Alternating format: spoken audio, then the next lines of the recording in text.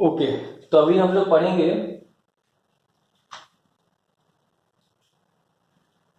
कि तुमने तो ये तो पढ़ लिया कि अगर ऐसा तुमने ये क्या पढ़ा अभी, एक मिनट होल्ड करना,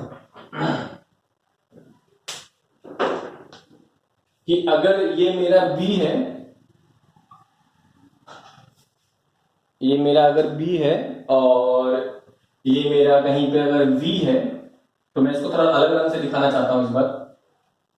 तो तुमने ये आराम से पढ़ा कि ये मेरा अगर बी हो रहा है और ये मेरा अगर वी हो रहा है, तो of course the force was like this. तो 3D में थोड़ा पढ़े अगर, तो ऐसा था अगर वी मेरा, तो ये मेरा फोर्स था, क्योंकि v cross B is force.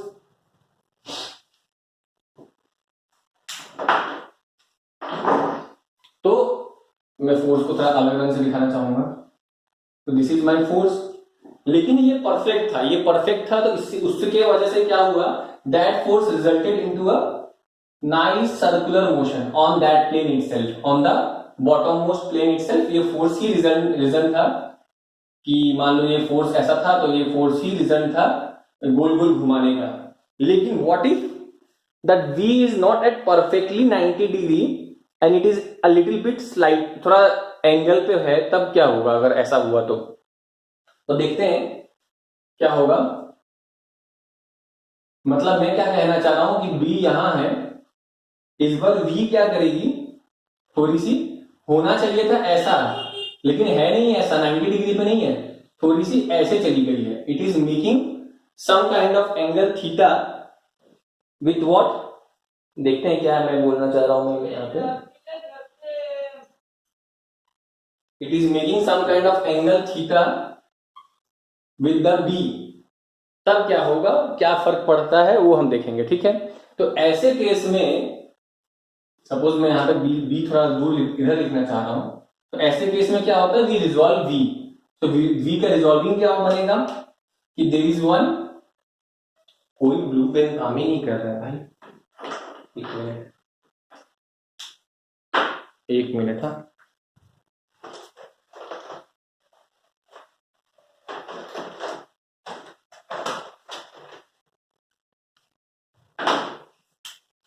तो इस v को हम रिजॉल्व कर सकते हैं।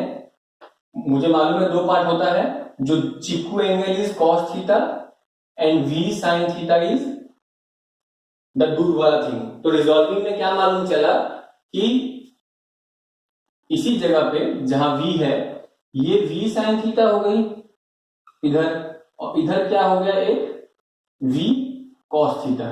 बट यू नो कि जो दो म्यूचुअल वाले होते हैं, दैट रिजल्ट इनटू व्हाट, ये 90 डिग्री ही है अभी।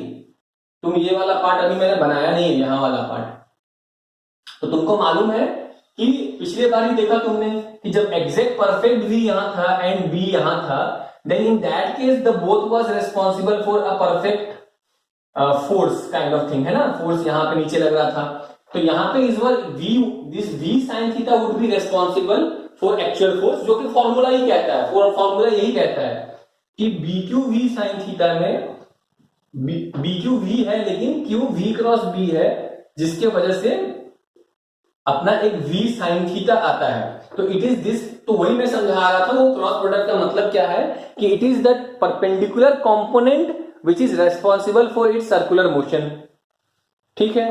तो अगर सर्कुलर मोशन, एक मिनट, ये बहुत कहां पर है, क्यों कहां पर है, मेरा मोबाइल तो नहीं हिल रहा है।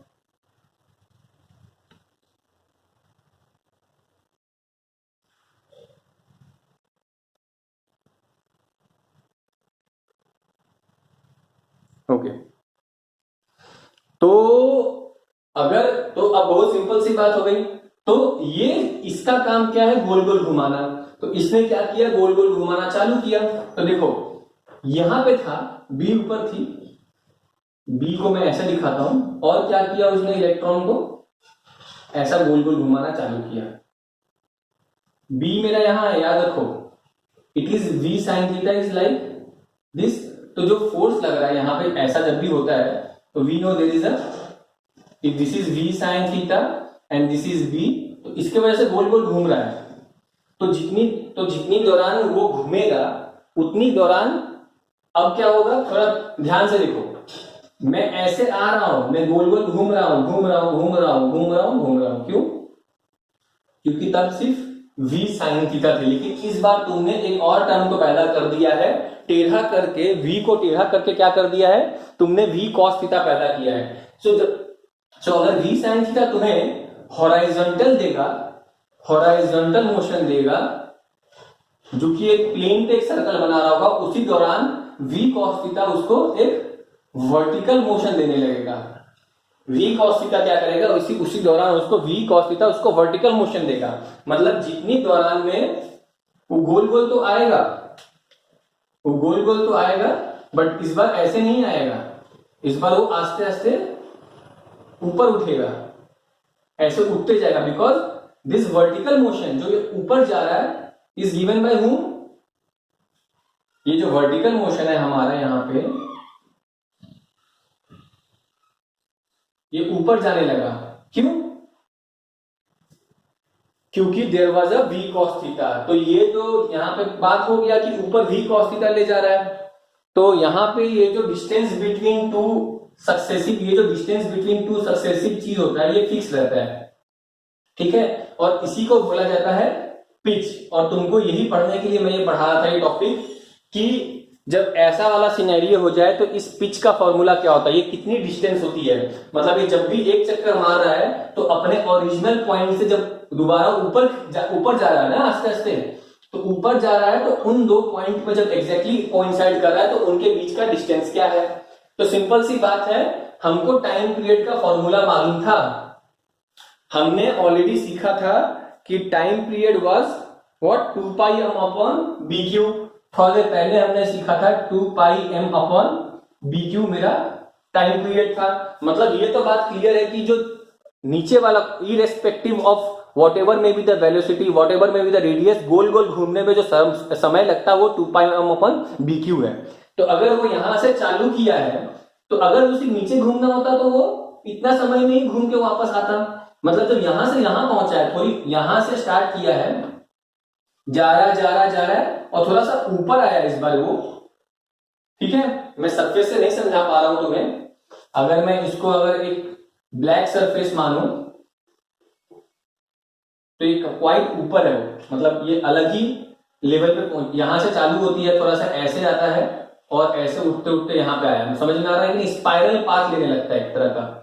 तो मैं क्या बोल रहा हूं कि जब यहां से चालू हुआ है, सपोज यहां पे जब था और जब वापस पहुंच के जब यहां आई है, तो ये समय कितना लगा, तो ये एक चक्कर ही मारा, भले ही वो उसके ऊपर है लेकिन है तो वो एक चक्कर ही। तो this distance, this is the vertical distance, pitch is the vertical distance traveled and it was covered in this very same time, and the speed was v cos theta. With what velocity he was going up? With v cos theta. So in such a case, since we know speed is distance upon time, so we can say v cos theta is the pitch, what the जो ऊपर जा रहा है upon time period.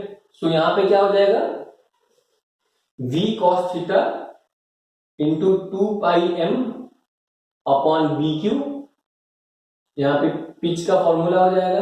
So now from here I can say it is equal to 2 pi m v cos theta upon B q. So this is the pitch, ये वो distance है दो successive उसके बीच में।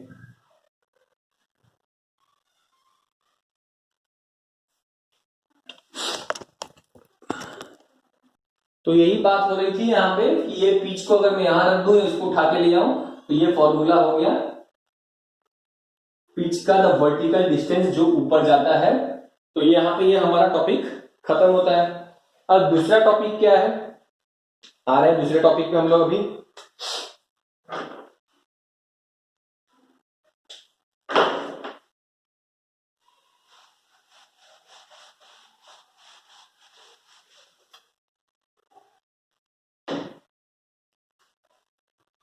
तो दूसरा टॉपिक क्या है, B I L sine theta.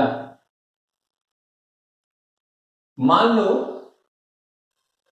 एक कंडक्टर है तुम्हारे पास, ठीक है, और एक जो हमने बोला कि अगर कहीं पे मैग्नेटिक फील्ड अगर बी है, कल को मान लिया जाए कहीं को मैग्नेटिक फील्ड अगर बी है और वहां पे अगर हम एक वायर रख दें जिसमें करंट आई जा रही है, तो क्या होगा ये हमको देखना है कि अगर हम एक मैग्नेटिक फील्ड में एक वायर रखते हैं तो क्या होगा।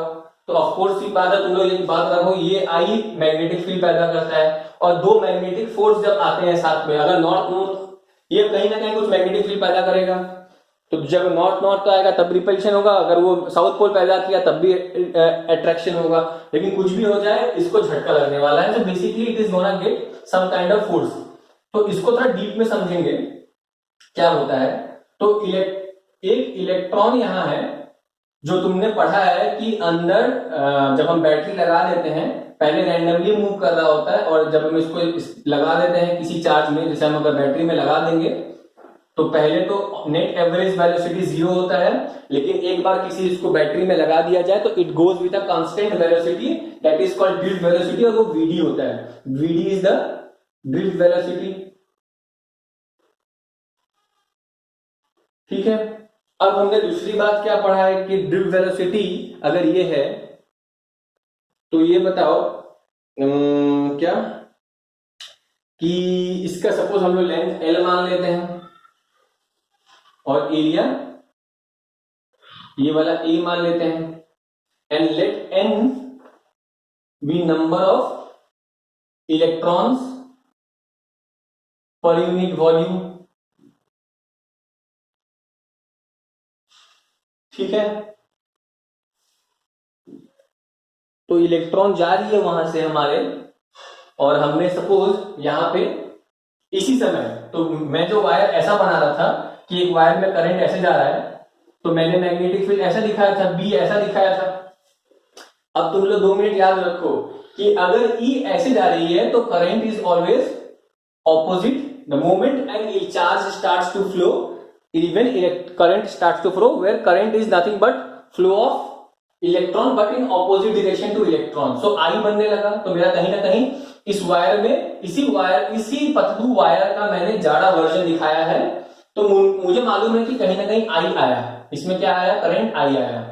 अब उसी समय मैं देखता हूं मेरे को अगर दूसरा कोई कलर मिल पा रहा हो तो, अगर मैं यहां पे क्या दे दूं, मैग्नेटिक फील्ड बी दे देता हूं, ये कलर दिख रहा है शायद थोड़ा सा मुश्किल है इसके लिए, एक मिनट, ओके। तो अगर यहां पे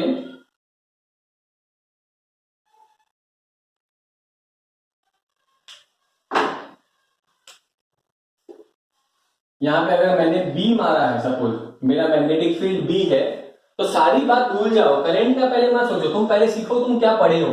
तुमने पढ़ा है कि अगर एक इलेक्ट्रॉन का वेलोसिटी वीडी है तो इट विल बी कोई भी charge, if there is a q and if there is a velocity and if there is magnetic field then there will be force, where force will be q into v cross b।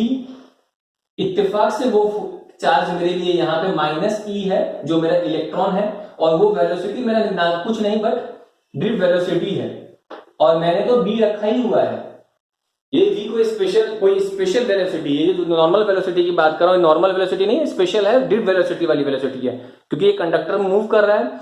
और एक बात तुमने already मुझसे पहले पढ़ा हुआ है current में कि I इज इक्वल टू नापडे होता है, वो मैं आऊंगा इस पे क्या होता है, I इज इक्वल टू नापडे होता है। तो एक इलेक्ट्रॉन पे द मोमेंट इलेक्ट्रॉन तुमने बैटरी कनेक्ट किया, नेगेटिव ने नेगेटिव को धक्का मारा, इलेक्ट्रॉन मूव करना चाहिए, इस इलेक्ट्रॉन पे एक फोर्स लगा, तो इधर फोर्स लगेगा इस पे, if it v is this side and b is that, तो v क्रॉस b होता है, राइट हैंड रूल लगता है, v क्रॉस b, उधर फोर्स लगा उस साइड, इलेक्ट्रॉन पे उस साइड फोर्स लगा, लेकिन फोर्स तो लगा। अब तुम ये बताओ कि मैं अगर बक्से में बैठा हूं, मैं अगर एक ट्रेन में बैठा हूं और उस ट्रेन में मेरे जैसे अगर 10 लोग बैठे हुए हैं, अगर मुझ पे फोर्स लगेगा, मुझे कोई बाहर की तरफ खींचेगा, तो ट्रेन में बैठा हुआ ट्रेन पे भी मैं आस्ते आस्ते अगर मैं ऐसा धक्का खाने लगा, और train is a part of it, मतलब क्या, जो ट्रेन मैं अगर ट्रेन में एकदम सीट पे चिपका हुआ हूं, तो अगर मुझे खींचेगा तो ट्रेन पे भी फोर्स लग रहा है, similarly if like me there are 100 of them और सब पे खींचा जा रहा है तो साथ साथ में पूरा ट्रेन खींचेगा कि नहीं। उसी तरह से अगर वायर है, wire is made of electron, आप इलेक्ट्रॉन को फोर्स लग रहा है बिकॉज ऑफ इट्स मूवमेंट, तो basically in a indirect way you can say the entire wire is gonna be drifted. सो पूरा वायर को फोर्स लगेगा क्योंकि वायर के अंदर इलेक्ट्रॉन है और इतने ज्यादा क्वांटिटी में है कि सब पे लगेगा, तो टोटल फोर्स क्या हो रहा है। So what is F net on entire electron? So for that you have to calculate what is total number of electron. Now n is per unit volume में n इलेक्ट्रॉन है, so what is volume of entire of this thing? A into L, cylinder का पाई are square into h होता है। so total number of electron would be n into A into L। तो जब एक पे force इतना लग रहा है तो इतने पे फोर्स, so F नेट क्या हो जाएगा NaL minus EVD into B। इसको रीस्ट्रक्चरिंग करें, ये देखो मैं क्या कर रहा हूं NaVd E नाम दे आ गया, माइनस यही रखते हैं और L क्रॉस B को यही रखते हैं, ठीक है। ये सब है अभी यहीं पे इंटू एस सपोज, तो यहां पे क्या बन जाता है we know this is nothing but current, ठीक है, this is nothing but current. और यही तुम्हारा बन के आता है basically I L cross B, L cross v. अच्छा ये माइनस कहां चला जाता है, क्योंकि मैंने क्रॉस प्रोडक्ट ऑलरेडी कर दिया है तो इसको चेंज किया जा सकता है। ये बहुत सिंपल सा बात है, अभी फिलहाल मैं तुमको बता रहा हूं कि ये एल क्रॉस बी माना जाता है। फिलहाल तो तुम फॉर्मूला समझो कि F equal to B I L कहलाता है। अगर तुमको डायरेक्शन जानना है तो एल क्रॉस बी। इसका मतलब क्या हुआ, इसका मतलब ये हुआ कि ये एल का डायरेक्शन नहीं, ये करंट की डायरेक्शन की बात हो रही है। मतलब क्या कि अगर यहां पे अगर बी है और तुमने उसमें करंट बना दिया है, अगर तुमने कहीं पे आई रख दिया है तो the direction is gonna B, उस पर फोर्स किधर रहेगा एल क्रॉस बी। एल मतलब करंट, डायरेक्शन ऑफ करंट। आई ऊपर है, आई ऊपर जा रहा है, आई क्रॉस बी, बी उधर है, तो it is gonna gate force on that side. तो अगर समझ में आया तो वो अंदर की तरफ फोर्स लगेगा, उसको थंब की तरफ फोर्स लगेगा। क्रॉस प्रोडक्ट का रूल होता है। तो अगर मैं 3D में समझाना चाहूं, so if this is my wire I and this is my B, ये मेरा Y है, ये मेरा ये मेरा Y है, ये मेरा X है, ये Z है, तो I क्रॉस B लगने वाला है फोर्स। मतलब I की तरफ हाथ रखा, B की तरफ गया, ऐसे गया मैं, तो मेरा अंगूठा पीछे जा रहा है, मतलब नेगेटिव Y डायरेक्शन में जा रहा है, तो फोर्स मेरा किधर होगा, फोर्स का डायरेक्शन मेरा नेगेटिव Y की तरफ होगा। ये याद रखना, I क्रॉस B ऐसा बन जाएगा। ओके, सबको समझ में आ ही रहा होगा मुझे लगता है। अब तुम्हारा यहाँ पे नेगेटिव क्रॉस B हो गया। अब आते हैं, तो ये तुमने सीख गया कि किसी भी वायर को अगर हम मैग्नेटिक फील्ड में रखते हैं, अगर उसमें करंट होती है और उसका लेंथ अगर L है तो उस पर फोर्स कितना लगेगा। और बेसिकली ये जो रूल है, तो क्या हमने इसमें हमको क्या पता चल रहा है, ये तुमने क्या निकाला, फोर्स पता चल रहा है। फोर्स, तुम फोर्स निकालने की कोशिश कर रहे हो, फोर्स का दिशा क्या है, तो फोर्स का दिशा के लिए क्या इस्तेमाल होता है, ये इसीलिए मैंने ये पढ़ाया था मोटर और लेफ्ट हैंड रूल, आई क्रॉस बी वाला रूल। तो ध्यान से देखो, अब मैं क्या बोल रहा हूं, F है, B है, I है, मतलब कहीं ना कहीं cross product rule A cross B और लेफ्ट हैंड रूल सेम है। कैसे सेम है, FBI and I cross B is F। देखो मैंने राइट हैंड का थंब रूल ले रहा हूं A क्रॉस B, तो ये मैं I की तरफ रख रहा हूं, I क्रॉस B किया, मैं अपने दूसरे अंगूठे की तरफ गया, तो ये मेरा अंगूठा इससे मैच कर गया। मतलब आइदर यू से क्रॉस प्रोडक्ट, राइट हैंड में क्रॉस लो या लेफ्ट हैंड में ये लो, तुम्हारा एफ वही निकाल के देगा। एफ कौन निकाला? मोटर ने निकाला। हमारा यहाँ पे मेन कंसेप्ट क्या था? To use left hand rule for finding out force का डायरेक्शन। तो यहाँ पे हमको क्या मिला? Current wire. तो आपको अगर आपको मैग्नेटिक फील्ड मालूम है और अगर आपने एक वायर करंट का रखा हुआ है तो उस पर फोर्स किधर लगेगा वो आपको इस फॉर्मूले से मालूम सकता है। तो आप चाहे क्रॉस प्रोडक्ट रूल लगाइए राइट हैंड या लेफ्ट हैंड रूल लगाइए, सब कुछ चलेगा। क्रॉस प्रोडक्ट याद रखना, क्रॉस प्रोडक्ट जब करते हैं ए क्रॉस बी राइट से किया जाता है, लेकिन ये लेफ्ट हैंड रूल में एफ बी आई आता है। डन। तो अगर क्रॉस प्रोडक्ट लगाना, ये बहुत इंपॉर्टेंट है, क्रॉस प्रोडक्ट लगाना है तो ये एल क्रॉस बी, आई क्रॉस बी का लगाओगे। और ऐसे naturally out of the word question ढूंढना है तो लेफ्ट का रूल लगाओगे। ठीक है, अब चलते हैं हम। इसीलिए मैं इतना तक दूर तक आया था पढ़ाने के लिए टॉपिक को। अब आते हैं कि अगर हम दो वायर को सामने आसपास रख दें तो क्या होता है। अगर मैं यही चीज मैं बोलूं अभी आके कि दो वायर को आसपास रखने से क्या होगा। अब ये हो गया, इसका मेरे को नाम हो गया है दो वायर को आसपास रखने से क्या होगा, वो देखना है हम लोग को। तो मान लो एक वायर है इसमें I1 है और एक वायर है इसमें I2 है। बहुत ध्यान से देखना है बात, ठीक है। अब ऐसे एक काम करता हूं, मैं इसको ब्लैक से बनाता हूं ताकि कंफ्यूजन ना रहे। इसमें I2 है। अब भूल जाओ ये यहां पे नहीं है, इन दोनों के बीच में डिस्टेंस सपोज R है। तो अगर ये नहीं भी होता I2 अभी, तो इसके वजह से यहां मैग्नेटिक फील्ड कुछ होता है। किसी वायर के वजह से मैग्नेटिक फील्ड क्या होता है? तो तुमने थोड़ा देर पहले हमने एम्पेयर सर्किट लॉ पढ़ते समय क्या सीखा था कि अगर यहाँ पे B है तो B dot dl is mu naught times I, so B was 2 pi a mu naught. तो अगर रेडियस अगर तो जहां हमको निकालना है वहां अगर r है तो 2 पाई r हो जाएगा dl, so B was mu naught upon 2 pi I upon r। तो right now if distance is r, I can से हियर राइट नाउ, इसको ऐसा रखा है तो यहां पे मैग्नेटिक फील्ड B है, ठीक है, जो कि अंदर जा रहा है। तो ये पहले वायर नहीं था, सिर्फ मैग्नेटिक फील्ड था एट अ डिस्टेंस r पे ये, और उस मैग्नेटिक फील्ड की वैल्यू थी mu naught upon 2 pi I1 upon r। मैंने I1 अपॉन r लिखा because that magnetic field at that point has been created by 1। Now if sudden, now अब ये भूल जाओ, अभी मैंने क्या सिखाया कि अगर कहीं पे B है और वहां पे तुम करंट I रख देते हो तो it is gonna gate force, उस पे फोर्स लगेगा BIL, ये सिखाया मैंने। तो यहां B है और यहां मैंने अभी करंट I2 वाला वायर रख दिया अगर, ठीक है, तो इस पे फोर्स क्या लगेगा? Force would be B into I2 into L।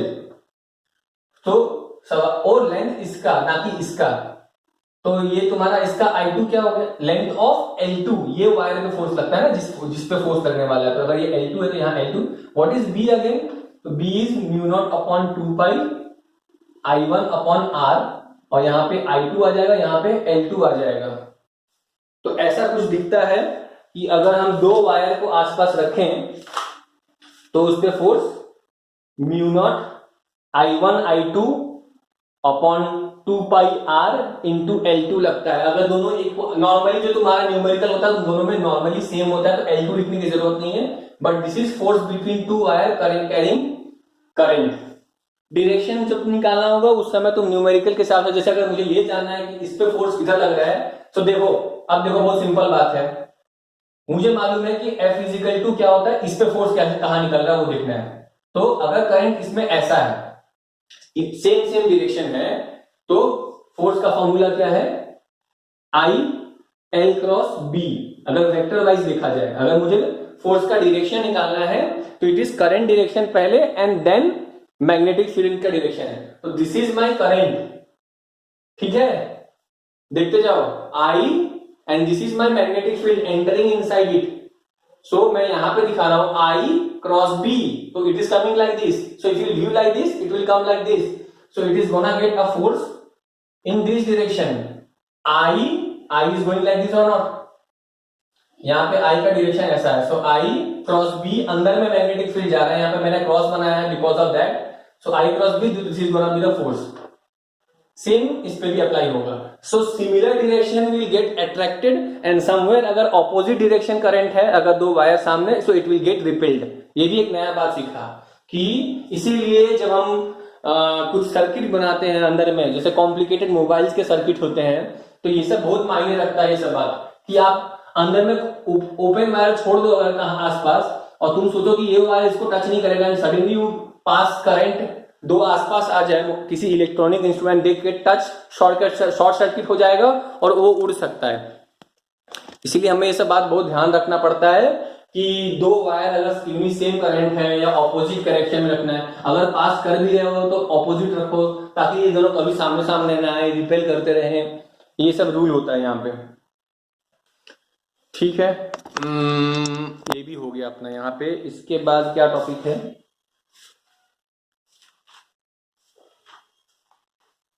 इसके बाद मूविंग कॉइल गैल्वेनोमीटर है, और उसका प्रिंसिपल हम लोग उसका तो एक बार में देखना पड़ेगा क्योंकि उसमें बहुत सारी चीजें लगती हैं। मूविंग कॉइल अपना एक अलग ही टॉपिक में मैं वीडियो बनाता हूँ मैं उसका।